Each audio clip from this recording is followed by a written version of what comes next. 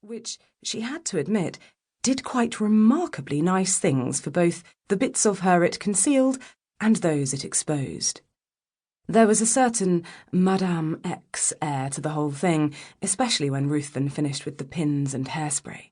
Her neck and shoulders were very white against the rich blackness, and he had somehow managed to get the majority of her hair into an elegant loose knot with several art-directed wisps escaping here and there.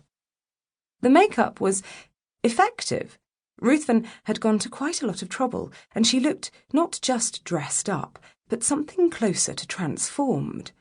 He had used a whole variety of brushes to apply various things to her cheeks and eyelids, and then brought out an eyelash curler. Despite her protestations that it looked like a torture instrument, she had to agree that it made something of a difference. "I look like a high-priced courtesan," she said, meeting his eyes in the mirror. She and Ruthven were just about the same height, and Greta knew perfectly well nobody was going to look at her when he was present. He was much prettier than she was, delicate features, black hair and big shiny white-silver eyes with dramatic dark rings around the iris. He rolled them now and glowered back at her, almost offensively perfect, in a bespoke tuxedo with tiny ruby studs winking from the starched shirt front.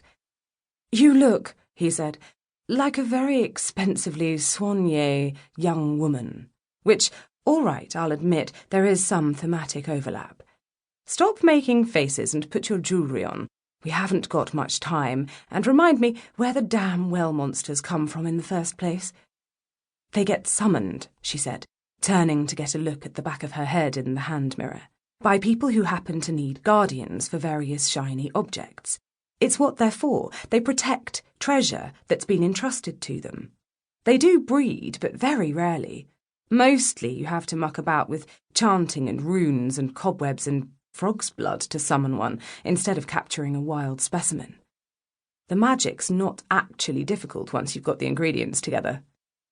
"Cobwebs are easily come by," Ruthven agreed, "but frog phlebotomy strikes me as a lot of effort. So somebody summoned that creature. Presumably. No way of knowing who or why or how it got in here."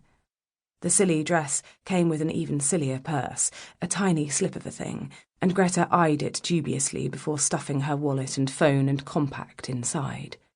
She felt ridiculously naked, despite the snug velvet and the matching wrap Ruthven offered her. She was used to hauling around a handbag the dimensions of a good-sized mop bucket, and just about as elegant, stuffed full of everything from journal articles to mummy bone replacement castings, and not having that comforting weight on her shoulder was unsettling. At least they'll mostly be looking at him, she told herself again, fastening the ruby drops Francis Varney had given her into each earlobe. "That's pressure off me. And it's Don Giovanni. I've always wanted to see that.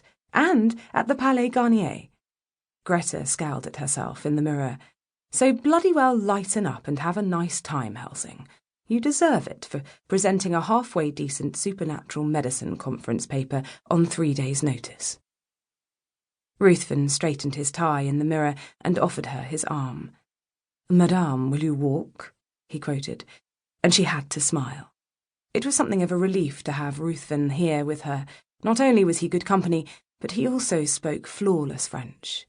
And hers was somewhat more in the le sangue est sur les branches stage. He'd been at loose ends just recently, having completed some home repairs that had taken months to finish, and had begun to develop the signs Greta associated with profound and pathological boredom.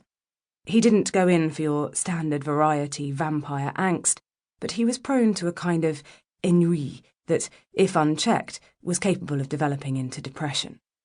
When he'd volunteered to accompany her on this last-minute conference trip, wanting a change from London, she had accepted with alacrity. "Yes," she said, quoting the song, "yes, sir, I will walk. I will talk, I will walk, and talk with you."